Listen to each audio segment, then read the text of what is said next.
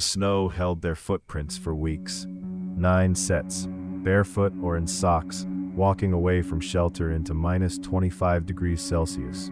That's the detail investigators could never explain. Not why they died, why they ran. February 1959, the Ural Mountains, a slope the locals called Kholat Sakal, Dead Mountain. 9 experienced hikers, most of them students, led by a 23-year-old engineering student named Igor Dyatlov. They were skilled, trained for exactly this kind of expedition. Then, somewhere on that mountainside, everything fell apart. When search parties finally reached their tent 3 weeks later, they found it slashed open from the inside. Boots left behind, coats left behind, supplies untouched. Whatever forced them out into that killing cold, it didn't give them time to dress. It didn't give them time to think. For decades, the Soviet authorities filed this case as an unknown compelling force. 3 words, no explanation. Radiation was found on their clothing. Injuries no simple fall could cause. A campfire built, then abandoned just feet from where the bodies would be found frozen solid. 65 years later, researchers, scientists, and conspiracy theorists are still fighting over what happened on that mountain in the dark. But to understand the ending, you have to start where they did. 9 friends, 1 tent, 1 mountain, and a decision none of them should have survived making. They called themselves the Dyatlov Group, and they were not amateurs. Igor Dyatlov, the leader, had built his own radio and survived worse mountains than this one. 7 men, 2 women, almost all engineering students at the Ural Polytechnic Institute. Semyon Zolotarov, older than the rest, a war veteran with medals he rarely mentioned. Ludmila Dubinina had survived a childhood injury doctors said should have killed her. These were not reckless kids chasing a thrill. Category 3, the hardest hiking certification the Soviet Union offered. Every one of them had logged winter expeditions before, some multiple times. They packed for minus 30, for blizzards, for exactly this mountain. So why does the evidence show total panic? Their tent wasn't just abandoned, it was cut open from the inside. Experienced hikers know a torn tent means no shelter, means death in that cold. And they did it anyway. Not one of them grabbed an axe, not one of them grabbed a rifle they were known to carry. Whatever made them run mattered less to them than getting out immediately. 9 people who had trained for years to survive the wilderness, undone in minutes. And the mountain they died on had a name the local Mansi people refused to say. Translated, it means dead mountain. They named it that generations before anyone from Dyatlov's group was born. What did the Mansi already know?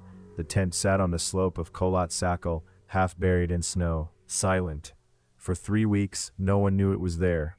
Then a search team found it on February 26, 1959, and nothing about it made sense. The tent had not been pitched by strangers. It was still standing, still staked into the mountainside, exactly where the group had left it. But it was empty. 9 sets of boots sat inside untouched, lined up neatly. 9 sleeping bags lay in a row, and the beds were still made. No struggle, no signs of a fight, no blood. Then investigators noticed the wall of the tent had been cut open from the inside. Not one slash, several. Someone inside that tent had taken a knife to the canvas and torn their way out into sub-zero darkness. Why cut your way out of shelter, instead of simply walking through the door? The door was unobstructed, unfrozen, usable, and yet they chose the blade. Outside, footprints in the snow told an even stranger story. Some in only socks. 1 man wearing just a single boot. In temperatures that would later be estimated near minus 25 degrees Celsius. These were 9 of the Soviet Union's most capable outdoorsmen. Trained, rational, prepared for exactly this kind of cold. So what could make them run from shelter, half-dressed, into a night that would kill them? Whatever it was, it didn't feel like caution. It felt like panic. And panic like that doesn't come from nothing. 9 sets of footprints led away from the tent, down the mountain, into the dark. Barefoot, or in socks. 1 man wore a single shoe. In minus 25 degrees Celsius, they walked away from shelter, from warmth, from survival itself. That should have been the end of the mystery. Panic, a stampede into the night. But footprint analysis revealed something investigators couldn't explain. The tracks weren't erratic. They were even, measured, almost calm.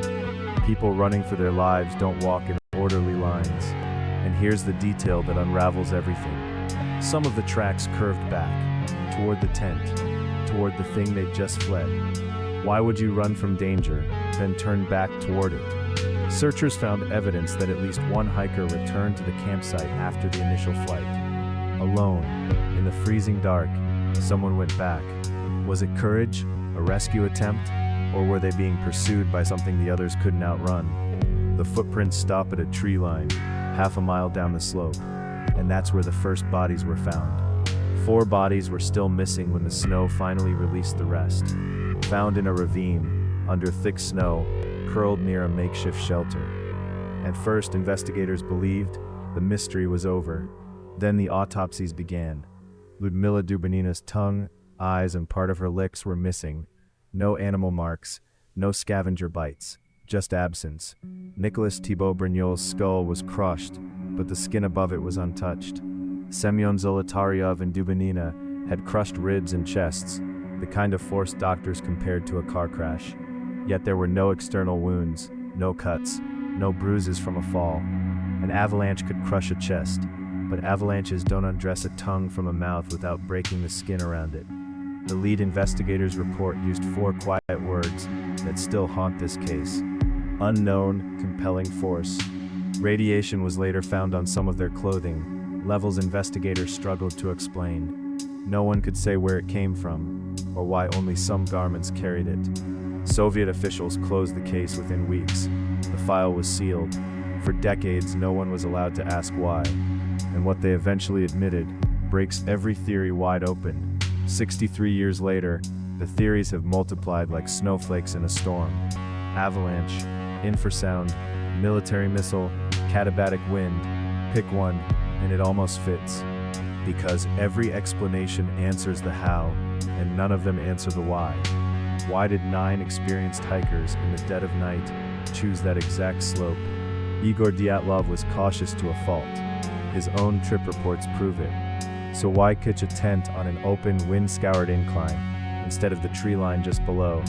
Some investigators believe they weren't choosing the spot, they were hiding from something. A search team member later said the tent looked pitched in a panic, facing the wrong way. Wrong way for weather, right way perhaps for watching the valley below. The Soviet file was closed in 1959 with one line: compelling natural force. No force was ever named. In 2019, Russian prosecutors reopened the case and closed it again, blaming an avalanche no one who searched the site ever saw.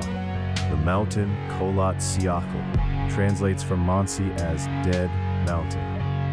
The name predates the hikers by generations. Locals had refused to climb it for centuries. Nobody ever explained why 9 bright, careful young people didn't listen.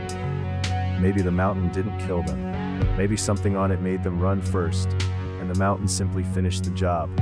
We may never know what they saw that night, but somewhere on that ridge, the snow still keeps the answer.